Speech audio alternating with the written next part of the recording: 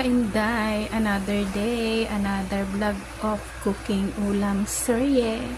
So ayan mga kainday, siguro alam niyo na naman kung ano ang ating menu for this lunch. So ayan, diba? Hindi ko na kailangan pang elaborate. So sorry naman. Charot. Ayan. So magluluto na tayo mga kainday.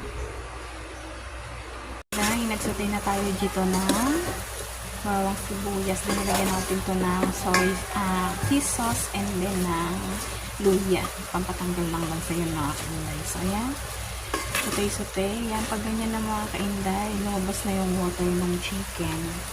Lalagyan na natin siya ng sampal. Yan. Then susutay lang din natin ng konti yan. At lalagyan na natin siya ng water. Yung magiging soup niya. Yan. Yan na, ganyan. Siyempre, nilagyan ko na ng pampagana. So, yung mga kainday ganyan, nalagyan ko na siya ng water. And then, i-cover na lang muna ulit natin yan. Yan.